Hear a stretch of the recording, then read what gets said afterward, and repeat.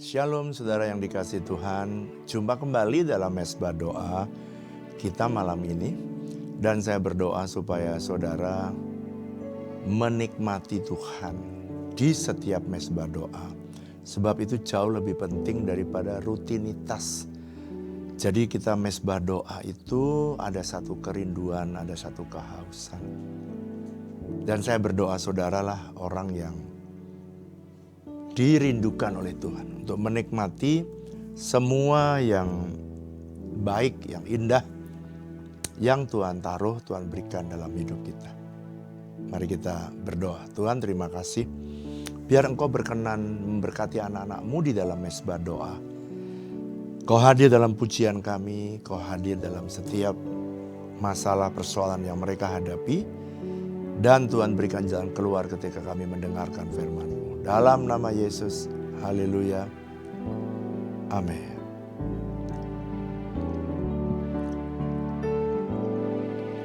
Saat ku berada di tengah gelombang, Kau ada di sana.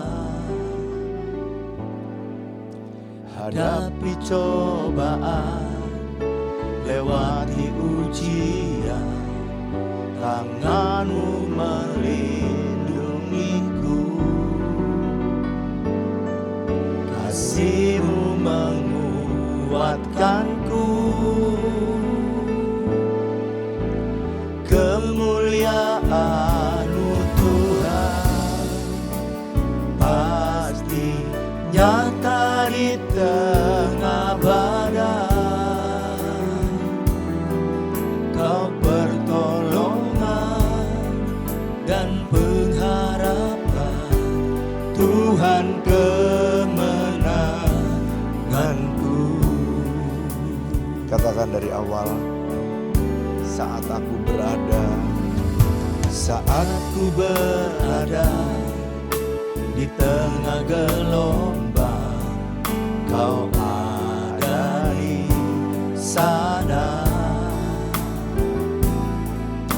Hadapi cobaan, lewati ujian, tangan-Mu melindungiku, kasih-Mu menguatkanku, kemuliaan-Mu Tuhan pasti nyata di tengah badai. Kau pertolongan dan pengharapan, Tuhan kemenanganku. kemuliaan-Mu Kemuliaan-Mu Tuhan pasti nyata di tengah badai. Kau pertolongan dan pengharapan, Tuhan kemenanganku. Sekali lagi katakan kemuliaan-Mu.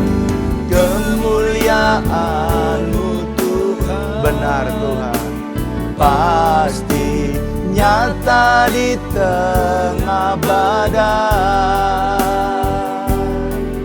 Kau pertolongan dan pengharapan, Tuhan kemenanganku, Tuhan kemenanganku, Tuhan kemenanganku, Tuhan kemenanganku.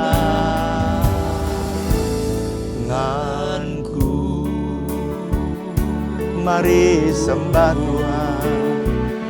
Shikana lama yase, rokana lama yase, haleluya. Shikana rana lamu, rikarana lama yase, haleluya. Shikana rana lama lama Yesu, rokarana lama Yesus. Terpujilah namamu Yesus, namamu Tuhan, namamu Yesus. Terpujilah Engkau selamanya. Korala barada lamo, rikarana lama Yesus. Haleluya. Korala barada lamo, kirarana masih.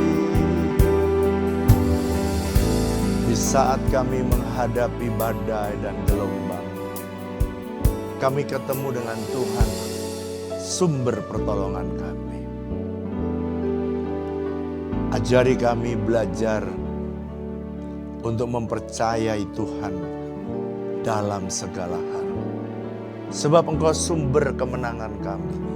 Ketika ada Tuhan, Kau tetap menjadi sumber kemenangan kami. Oleh karena itu, ajari kami untuk mempercayai Tuhan. Sebab Tuhan, Kau sumber segala sesuatu. Terima kasih, Tuhan yang ajaib.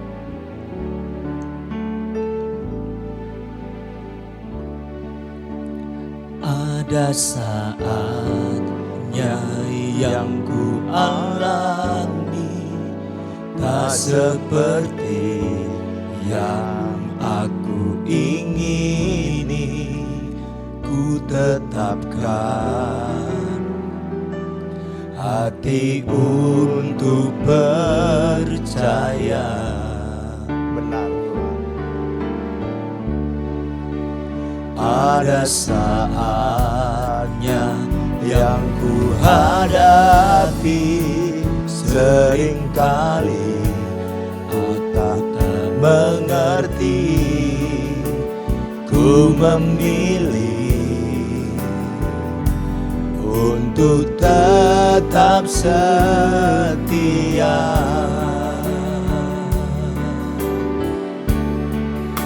Sampai akhir di hidupku, ku kan tetap menyembahmu, melayanimu seumur hidupku.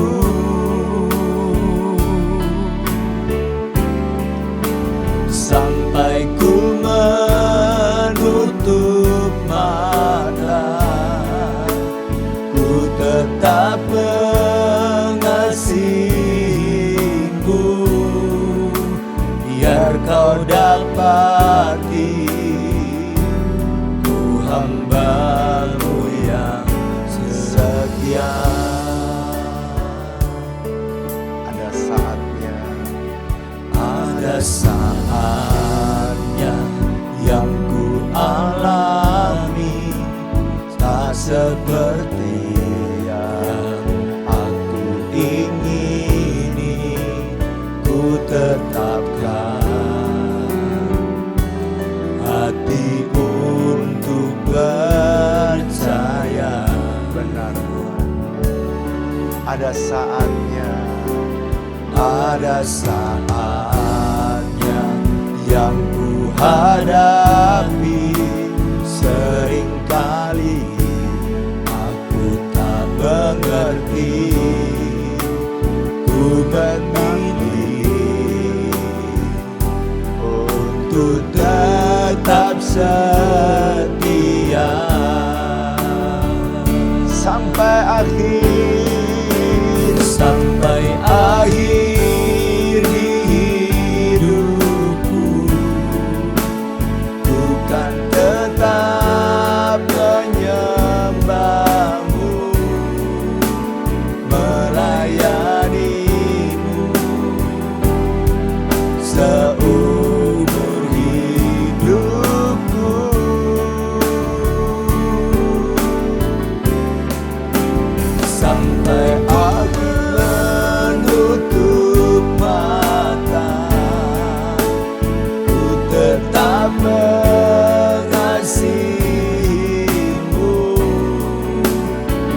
kau dapati ku hamba-Mu yang setia sampai akhir,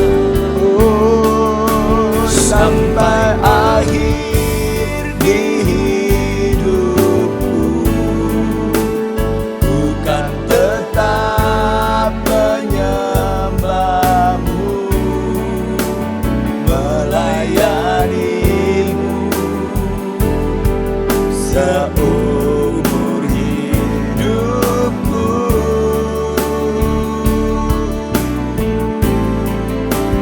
Sampai ku menutup mata, ku tetap mengasihi-Mu, biar kau dapati ku hamba-Mu yang setia. biar kau dapati, Biar kau dapati ku hamba-Mu yang setia. biar kau dapati, Biar kau dapati ku hamba-Mu yang setia.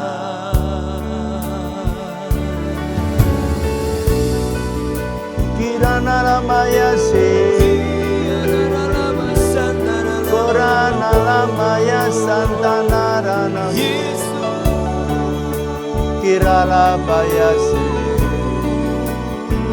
Kirana lamaya so,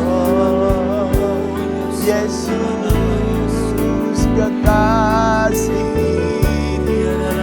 Korana lamaya,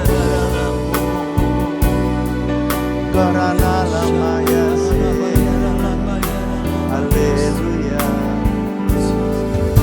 Jesus. Kami bersyukur sampai akhir kami menutup mata. Kami berketetapan untuk tetap mengasihi-Mu.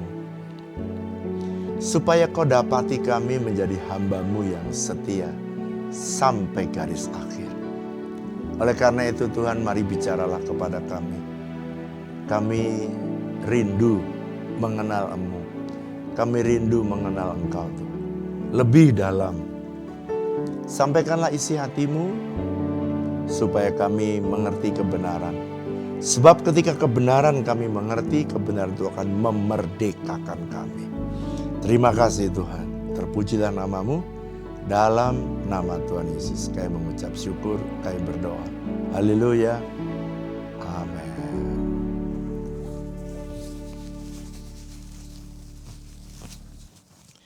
Oke, shalom saudara yang dikasih Tuhan. Hari ini saya pengen kita belajar karena masa-masa ini masa krisis ya.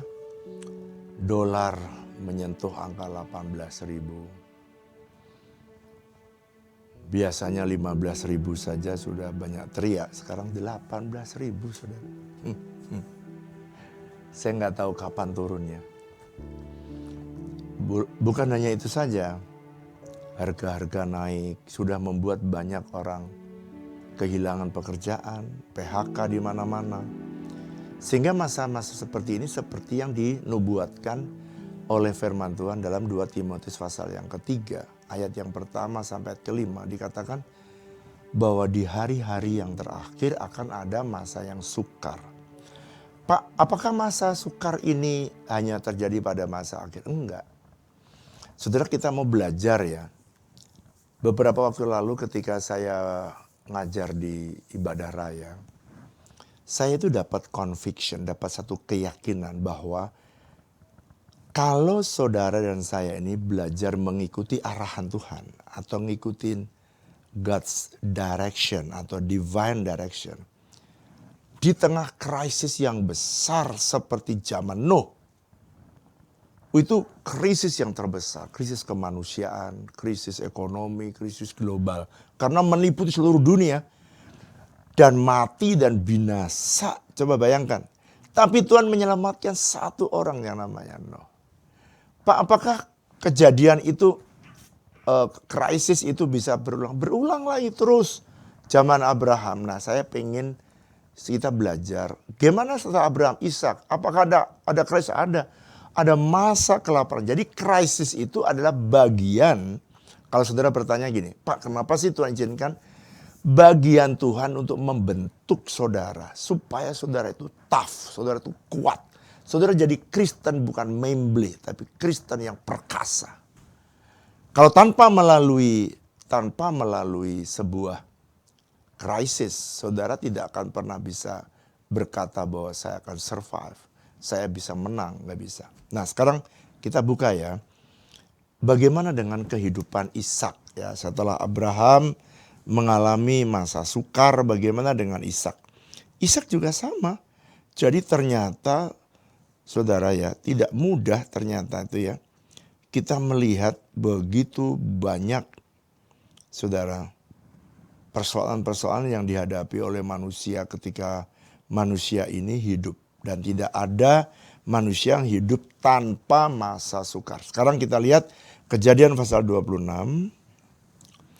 Ayat yang mulai ayat pertama. Silakan dibaca ayat pertama dulu. Kejadian 26 ayat yang pertama. Ishak di negeri orang Filistin. Maka timbullah kelaparan di negeri itu.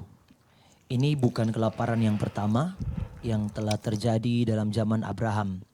Sebab itu Ishak pergi ke Gerar kepada Abimelek, raja orang Filistin.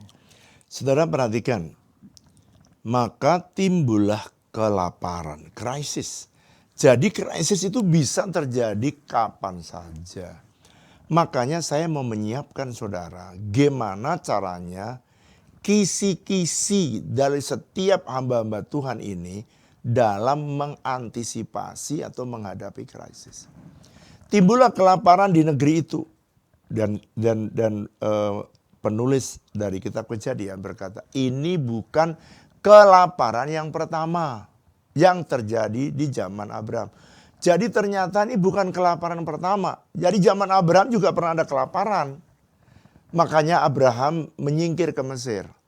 Nah, pada waktu dia menyingkir ke Mesir, saudara, ada kesulitan, ya, ada kebohongan. Nah, itu Alkitab itu sengaja menunjukkan kepada kita bahwa catatan asli dari Alkitab itu menunjukkan bahwa respons manusia itu berbeda-beda ketika menghadapi krisis. Oke? Nah, saya balik lagi ke ayat pertama. Zaman Abraham dia pergi ke Mesir. Nah, Ishak sebagai anak, dia juga sama. Dia pengen pergi ke Mesir juga karena dia lihat contoh dari bapaknya. Makanya like a son, like a father. Jadi seperti seorang anak itu seperti bapaknya. Makanya pada waktu dia kelaparan, dia pergi saudara. Dia pergi ke orang Filistin. Habis orang Filistin, dia rencana pergi ke Mesir gitu kira-kira. Dia mau pergi seperti bapaknya dulu. Tetapi perhatikan ya. Perhatikan. Ayat yang kedua silakan. Ayat yang kedua. Lalu Tuhan menampakkan diri kepadanya serta berfirman, janganlah pergi ke Mesir, diamlah di negeri yang akan kukatakan kepadamu. Nah, saya ingin menyampaikan kepada saudara, bagaimana caranya kita mengantisipasi sebuah krisis. Kita belajar dari setiap hamba-hamba Tuhan yang menghadapi krisis dan bagaimana Tuhan melepaskan mereka. Kita belajar yang pertama dari Ishak ya. Kemarin kita udah bahas dari Nuh. Sekarang kita belajar dari Ishak. Ishak ini nomor satu yang saudara harus belajar. Kita tidak bisa ya mengatasi krisis dengan cara yang sama yang dilakukan oleh pendahulu kita. Ini kenapa kok Tuhan berkata jangan pergi ke Mesir? Berarti otaknya Ishak mau kemana saudara? ke Mesir. Kenapa Tuhan jangan, kan kamu sudah tahu, jangan menyelesaikan persoalan dengan cara yang lama seperti pendahulu kita. Karena setiap persoalan yang baru Tuhan pengen memberikan understanding dan pelajaran juga yang baru kepada orang generasi pada generasinya. Maka Tuhan bilang jangan pergi ke Mesir. Kenapa Pak jangan? Sebab di Mesir Abraham itu bohong bahwa Sarah itu adiknya. Ya, dia bohong dan akibatnya hampir seluruh kerajaan Mesir dibinasakan Tuhan gara-gara Raja Mesir mau mengambil Sarah dan mau menghampiri dia. Saudara perhatikan yang ini. Jangan saudara menyelesaikan persoalan ya dengan cara yang lama, dengan cara yang pernah dilakukan oleh pendahulu kita. Sebab setiap generasi ada zamannya, ada kesulitannya dan ada juga cara penyelesaian setiap persoalan yang ada. Makanya saya tidak pernah pengalaman masa lalu itu harus menjadi sebuah contoh saja pengalaman. Tetapi tidak bisa. Cara Tuhan itu punya ribuan cara untuk menyelesaikan persoalan. So that's why jangan pernah saudara itu mengandalkan cara lama. Ya. Berarti kalau seandainya Ishak ini pergi ke Mesir, dia akan mengalami yang serupa. Yang serupa. Jadi itu ada penyakit keturunan, saudara. Penyakit, nanti kita buka lagi yang lainnya. Pak, penyakit keturunan, kenapa kok nggak boleh pergi ke Mesir? Ya Tuhan nggak mau mengulangi bencana yang pernah terjadi dan seandainya Sarah diambil sama Firaun, gimana apa jadinya ceritanya? Tuhan tidak mau kamu mengulangi kesalahan dari pendahulu kita. Kalau yang salah yang lama ya udah, jangan ditiru. Jangan ditiru. Makanya Tuhan, saudara perlu memiliki hubungan dengan Tuhan secara private. Kenapa? Karena Tuhan punya banyak cara. Ada lagu yang bagus. Dia bilang ini, kau selalu punya cara untuk menolongku. Kau selalu punya jalan keajaibanmu. Kau dahsyat dalam segala perbuatanmu. Dan ku tenang di dalam caramu. Katakan kau selalu punya yes, cara kami percaya Tuhan menolongku. Kau selalu punya jalan keajaibanmu. Kau dahsyat dalam segala perbuatanmu. Dan ku tenang di dalam caramu. Oke, kita belajar ya, jangan mengikuti atau menyelesaikan persoalan dengan cara yang lama seperti pendahulu kita. Sekarang yang kedua. Tuhan berkata, lalu Tuhan menampakkan diri kepada Ishak serta berfirman, jangan pergi ke Mesir. Diamlah di negeri ini yang akan aku katakan kepadamu. Yang kedua, saudara, setiap kali krisis, saudara mesti yang kedua, mendengar arahan Tuhan dengan akurat.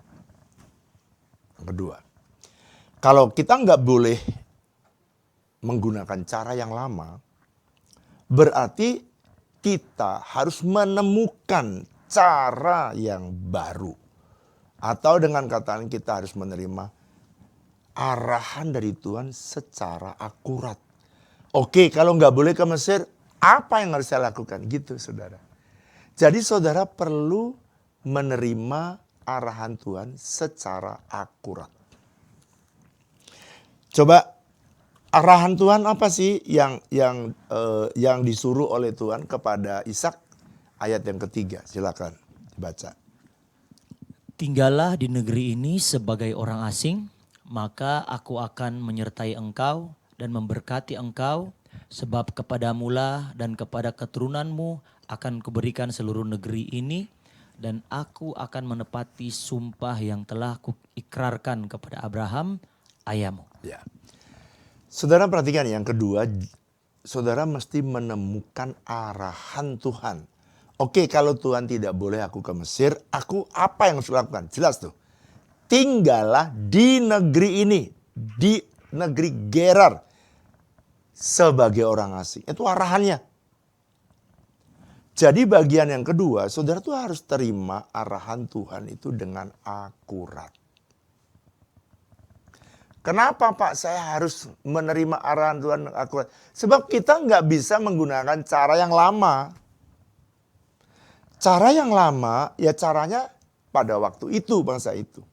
Jadi saudara, setiap orang itu ada musimnya. Coba chat ya. Setiap orang ada zamannya atau musimnya. Setiap orang ada zamannya. Setiap zaman ada orangnya. Saya ulangi ya. Setiap orang ada zamannya. Jadi saudara nggak boleh menyamakan. Dan setiap zaman ada orangnya. Jadi ada orang yang dimunculkan Tuhan setiap zaman. Dan ada orang yang dibimbing oleh Tuhan di setiap zaman. Dan setiap zaman Tuhan punya caranya sendiri untuk menolong kita. Nah, bagian yang kedua ini, saudara perlu bisa mendengar suara Tuhan lewat firman. Saudara bisa mendengar suara Tuhan lewat mimpi. Tuhan bisa mendengar suara Tuhan lewat penglihatan. Tetapi Tuhan berbicara kepada Ishak secara audible. Tinggallah di negeri ini sebagai orang asing. Jadi instruksinya jelas, jangan ke Mesir. Ya, tapi kamu di sini. Ini langkah yang kedua. Mendengar arahan Tuhan dengan akurat. Sebab kalau seandainya dia oke, nggak boleh ke Mesir. Tapi kan ada banyak. Kalau nggak ke Mesir kemana? Ke Ethiopia. Ada kelaparan juga di sana. Kalau nggak boleh ke Mesir kemana? Balik ke Israel. Ada kelaparan juga. Jadi Tuhan, aku ini harus kemana? Nah, Tuhan bilang jelas, kamu tinggal di Gerar. Saudara, pada waktu saya gak ngerti apa yang harus lakukan, tiba-tiba Tuhan itu mau shifting, mengubah arah jalan hidup saya. Saya udah melayani Tuhan dan menurut saya sudah enak. Tapi tiba-tiba Tuhan itu membiarkan saya mengalami tekanan yang berat. Sehingga saya tidak bisa mendengar suara Tuhan. Nah, saya tanya, Tuhan maunya apa? Oke, kalau Tuhan maunya apa, saya harus tahu. Kalau Tuhan pengen membuat saya gundah gulana, saya harus cari ada apa. Tiba-tiba Tuhan berbicara dari Kejadian pasal 8. Keluarlah kamu dari Bahtera dan bangun Mezbah. Keluarlah kamu dari Bahtera, istri dan anak-anakmu, itu jelas banget. Makanya saya ajak Bu Flora, bilang kamu, Tuhan pengen supaya kamu, bukan hanya aku nih ya, kamu, anak-anak. Jadi Tuhan mau supaya kita keluar semua. Loh, kemana? Nah, saudara jelas. Keluar kamu dari Bahtera itu, dari tempat pelayanan kamu yang lama, dan bangunlah Mezbah. Jadi waktu Tuhan bilang bangunlah Mezbah, saya langsung tak, bukan bangun pabrik. Kalau bangun pabrik saya tahu karena bos saya lagi nyari-nyari saya bisa diterima kembali dan mereka masih membutuhkan saya. Gitu. Tapi Tuhan itu memproses saya itu tujuannya supaya saya mau ngikutin arahan Tuhan. Ya udah, saya ngikutlah Tuhan. Nah, Tuhan bilang bangunlah Mezbah. Makanya tanggal 22 bulan 2 tahun 2004 gereja GBI WTC ini lahir. Coba kalau seandainya saya tidak menuruti arahan Tuhan, saya tidak akan pernah melihat pertolongan Tuhan yang hebat seperti sekarang ini. Mungkin ya tidak ada GBI WTC, nggak ada cabang-cabangnya, juga nggak ada resource hospital, nggak ada klinik, nggak ada pelayanan orang gila, nggak ada house of bread, nggak ada kooperasi, nggak ada banyak pelayanan-pelayanan dikerjakan oleh jemaat GBWTC. Jadi ketaatan kita menentukan apakah problem itu selesai atau tidak. Jadi ketaatanmu menentukan dirimu, keselamatan dirimu. Saya tidak tahu apa yang terjadi kalau saya tidak mentaati. I don't know.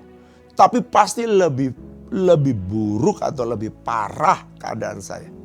Tapi ketika saya mengetahui pimpinan Tuhan atau arahan Tuhan dengan akurat, maka saya menyelamatkan diri saya dan menyelamatkan keluarga saya. Dan sekarang bukannya menyelamatkan diri saya, keluarga saya, dan anak saya, tapi menyelamatkan semua orang yang ada di dalam wadah yang baru ini. Jadi dengan cara seperti inilah saudara dan saya ini harus ngikutin.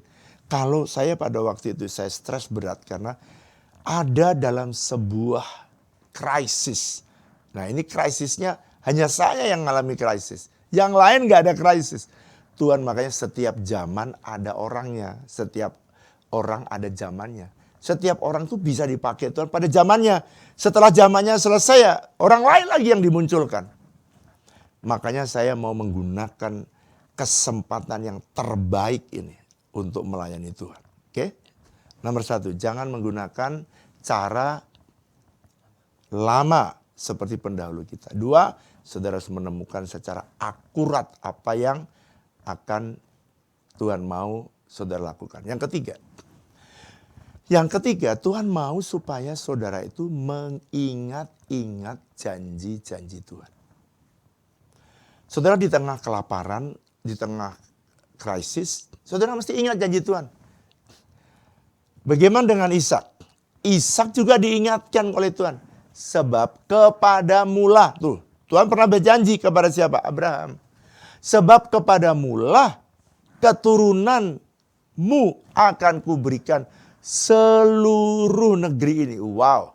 Dan aku akan menempati sumpah yang telah kuikrarkan kepada Abraham ayam. Jadi sambil saudara ngikutin arahan Tuhan, saudara ingat-ingat akan janji-janji Tuhan. Saudara sampai sekarang itu saya masih ingat. Saya masih ingat apa perkataan seorang nabi dari Amerika. Dia datang, saya ikut dalam seminar itu. Lalu kemudian saya datang di dalam satu ruangan. Dan di mana dia datang dan dia menubuatkan saya. Dia bilang ini, kamu jangan berpikir bahwa ini masih lama. Jangan berpikir kamu masih harus mempersiapkan diri. Itu yang Tuhan katakan. Cepatlah kamu keluar, cepat gitu. Sebab aku menyediakan keranjang yang besar. Nubuatan itu tidak saya lupa. Aku sedang menyediakan keranjang yang besar. Saya tidak tahu besarnya sebesar apa, I don't know. Tapi kalau saya lihat sekarang, waduh, besar memang. Tanpa saya persiapan. Keluar aja sudah. Dan langsung bangun mezbah. Dan sekarang mezbahnya menjadi mezbah yang besar. Dan ini kata Tuhan belum apa-apa. Masih ada mezbah yang lebih besar. Sebentar lagi kita akan membangun gedung gereja yang besar sekali. Kenapa?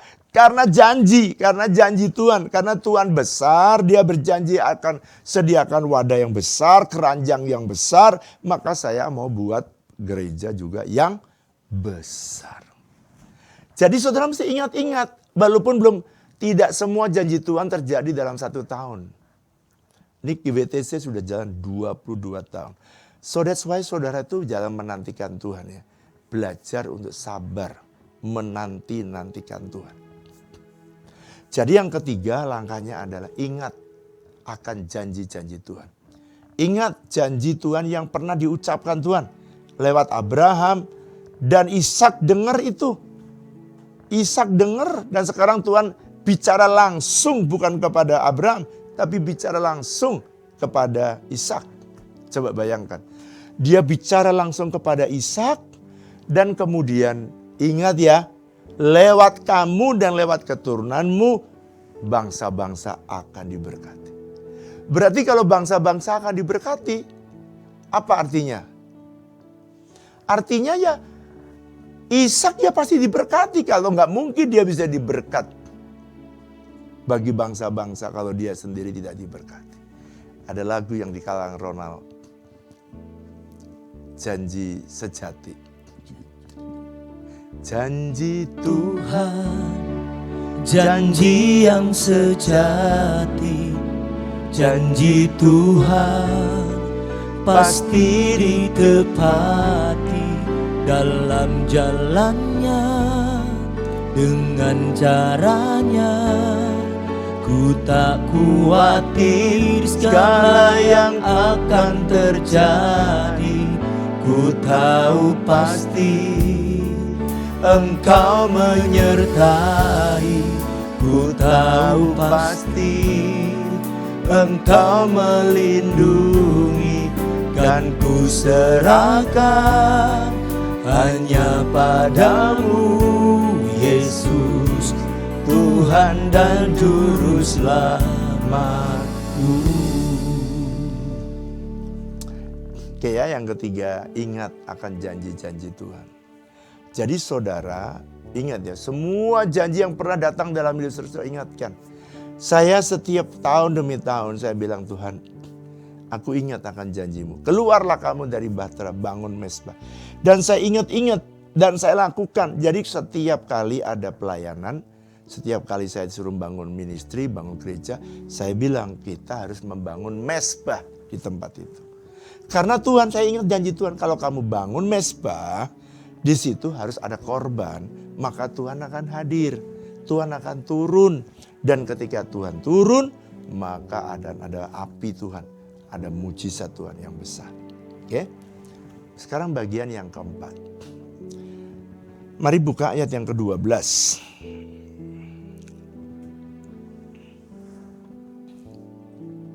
Ayat yang ke-12 ya. Ya, silakan. Maka menaburlah Ishak di tanah itu, dan dalam tahun itu juga ia mendapat hasil 100 kali lipat, sebab ia diberkati Tuhan.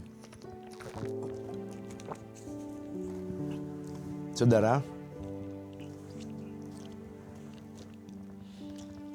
ada bagian yang Ishak hampir saja salah.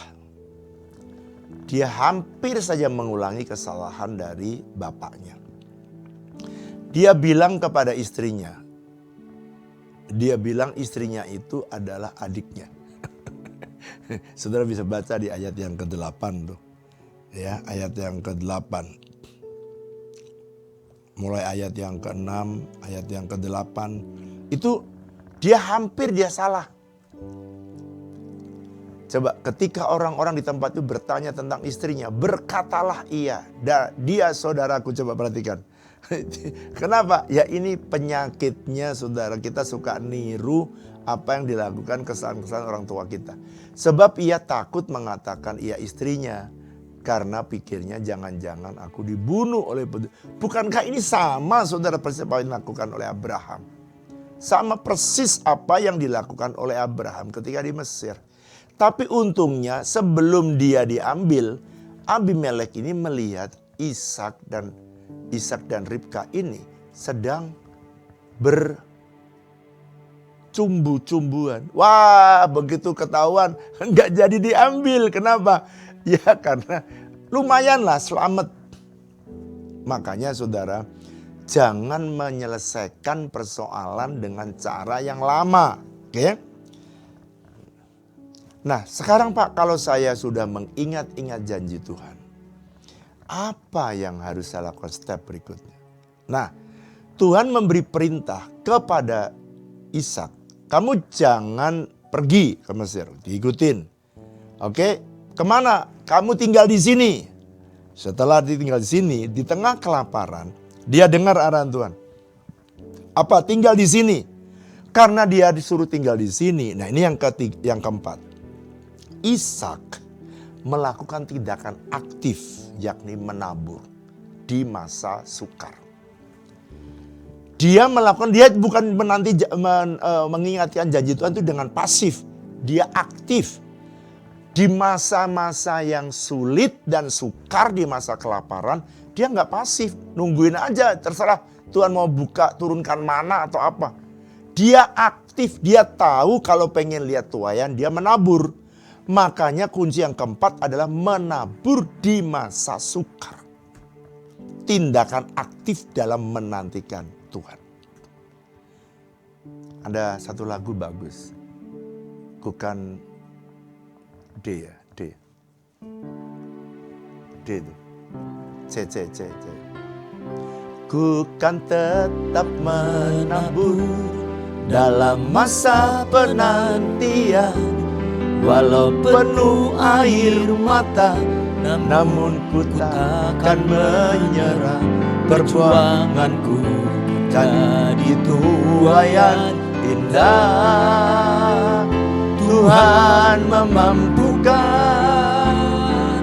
aku pasti menang. Ku kan menabur, ku kan tetap menabur dalam masa penantian, walau penuh air mata, namun ku takkan menyerah. Perjuanganku kan jadi tuaian indah. Tuhan memampukan, aku pasti menang. Saudara, ada paradoks yang sering dialami orang. Di masa sukar, di masa kelaparan, harusnya bukannya benih itu harus disimpan, Pak, supaya bisa makan. Nah, ini cara yang saya sering lakukan kalau ada banyak orang. Kenapa GBI WTC kok bisa terus diberkati Tuhan? Saudara tahu? Salah satu rahasianya, setiap kali ada masa sukar, mau masa seneng atau masa sukar, saya tidak pernah berhenti menabur. Why? Apalagi masa sukar. Jadi setiap masa sukar saya tetap menabur. Yang lain menampung, saya menabur.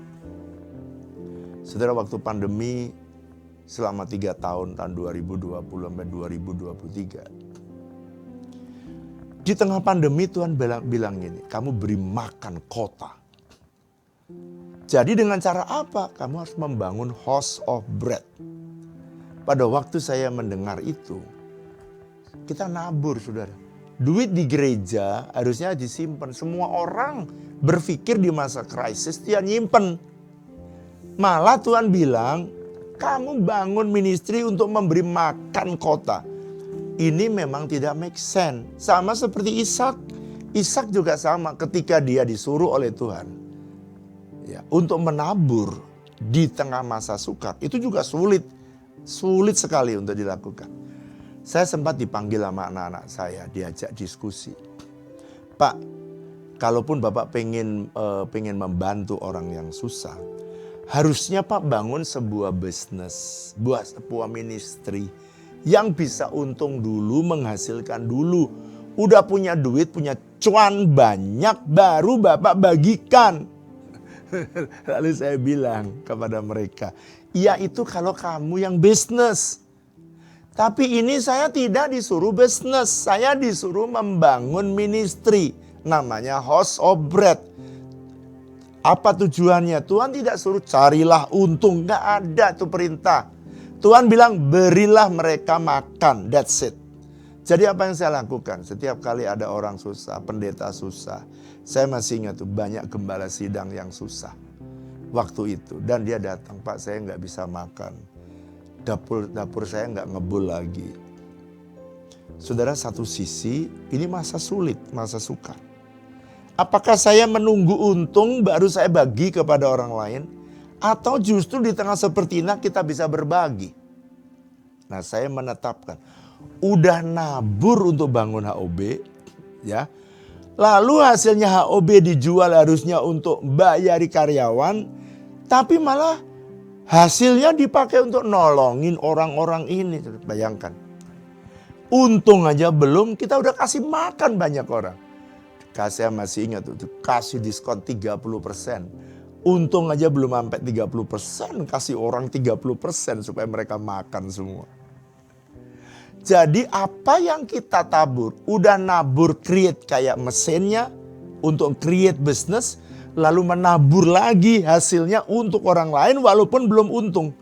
Tapi saya ingat, kita menabur di masa penantian, masa sukar, masa sulit, masa kelaparan, masa pandemi, masa krisis. Itu adalah masa yang indah. Ku kan tetap menabur dalam masa penantian, walau penuh air mata, namun ku takkan menyerah. Perjuanganku kan jadi tuaian indah. Tuhan memampukan, aku pasti. Sambil angkat tanganmu, bilang sama Tuhan, ku kan menabur, tetap menabur dalam masa penantian, walau penuh air mata, namun ku takkan menyerah. Perjuanganku kan jadi tuaian indah. Tuhan memampukan, aku pasti menang. Saya masih ingat ya, saya masih ingat. Anak-anak saya datang, tim pemimpin para pendeta di bawah saya. Dia tanya gini, Pak, ini masa semua gereja itu lagi tithing. Semua gereja lagi kencangkan ikat pinggang. Bapak justru malah bangun HOB, menabur untuk nolongin orang miskin. Tapi saudara, kalau saya tidak menabur, ini rumusnya ya di otak saya, di hati saya. Saya berdoa supaya saudara bisa belajar. Kalau saya tidak menabur, saya tidak tahu apakah jemaat yang Tuhan taruh di bawah saya, kalau saya tidak mentaati Tuhan, apakah mereka bisa diberkati ketika mereka di tengah masa kelaparan? Belum tentu. Jadi saya berpikir bagian saya taat. Ketika saya taat, Tuhan membuka pintu sorga dan memberkati jemaat gereja. Dan pada waktu itu saya nggak tahu. Tapi yang saya buat saya itu kagum. Kagumnya saudara tahu nggak? Kenapa? Saya kagum karena ketika saya lakukan menabur itu dari tahun 2019, 2020 terus bangun. Yang anehnya, semua bisa dibayar dan tidak ada satu hutang, 1 rupiah pun. 1 rupiah pun gak ada hutang. Coba bayangkan. Dan yang saya kagum, kok ya bisa ya jemaat diberkati? Ya justru karena kita menabur. Justru waktu kita menabur, jemaat diberkati. Sampai ada salah satu perwakilan dari full timer tanya kepada saya, Pak, kira-kira bulan depan masih ada persembahan kasih untuk full timer gak? Itu ketahuan mereka takut. Kenapa takut? Karena mereka dengar teman-teman yang lain sudah dipotong 25, udah potong 50. Temennya Peter dipotong 75%. Peter udah ketakutan mau dipotong 75%. Makanya ada full timer datang, saudara, Pak masih ada ya. Kamu bagiannya bukan tanya Bapak, kamu bagiannya kerja. Melayani Tuhan, that's it. Bagian itu bagiannya Tuhan, memberi makan buat kamu. Apakah ada? Saya juga nggak tahu. Tapi tiap bulan selama 3 tahun tidak pernah 1 rupiah pun saya kurangi persembahan kasih full timer. Proyek tetap jalan sampai hari ini. Saya juga kagum, House of Bread itu tidak pernah berhenti. Ada aja gitu Tuhan mau bikin. Sebentar lagi nanti tunggu ada produk baru, bebek premium. Waduh, sebentar lagi akan ada bebek yang premium, rasa enak sekali. Saudara nanti lihatlah, aku juga nggak tahu, tapi yang heran itu Tuhan itu ada aja idenya itu. Tuhan tuh kasih tahu ini lah, habis ini bikin ini, habis ini bikin ini. Itu semua arahan Tuhan. Oleh karena itu, Apa yang dikatakan ayat 12? Ketika Ishak menabur, padahal di tengah kelaparan, di tengah kekeringan, yang jelas orang lain kering loh, kok dia malah menabur. Ya ini cara yang tidak masuk akal. Tapi kalau saudara berjajar di tengah krisis, ya beginilah caranya Tuhan bekerja. Menabur di masa krisis. Dalam tahun itu juga, bukan besok, tahun itu juga, ia mendapat 100 kali lipat. Jadi saya mempercayai firman ini, karena kalau Ishak dia bisa diberkati, ya GBI WTC juga bisa diberkati. Saudara yang dengar kebenaran ini juga bisa diberkati. Dan kalau saudara masih ingat di ayat yang lain, ada seorang janda Sarfat memelihara Elia. Dia keluarkan hartanya yang terakhir, tepung dan air yang dia miliki terakhir. Dia bilang habis itu mati. Tapi Elia berkata, kalau kamu memberikan itu kepadaku, kamu tidak akan mati sampai hujan turun. Wah. Di tengah-tengah krisis, orang Israel tidak menerima hujan selama 3,5 tahun. Justru dia menabur di saat terakhir. Itu sebabnya kalau ada masa sukar seperti ini, saya selalu justru menabur.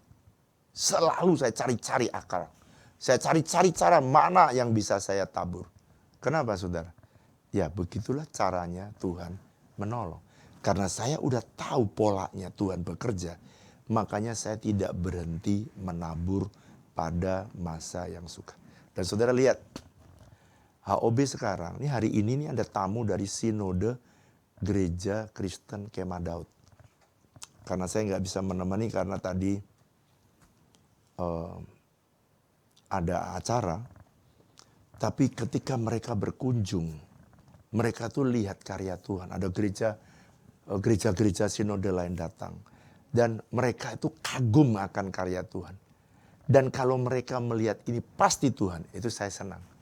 Jadi tidak ada yang punya kredit atas keberhasilan pelayanan di tempat kita. Termasuk saya nggak punya kredit sedikit pun. Kenapa? Karena semua terjadi karena Tuhan menggenapi janjinya. Haleluya. Saya berdoa kebenaran ini akan menolong saudara di masa krisis. Tuhan selalu punya caranya, bagaimana caranya menyelesaikan krisis. Mari nyanyikan lagu yang tadi dari awal. Masa penantian tidak mudah ya. Masa penantian, masa yang indah. Walau tak mudah, namun ku mau bersabar.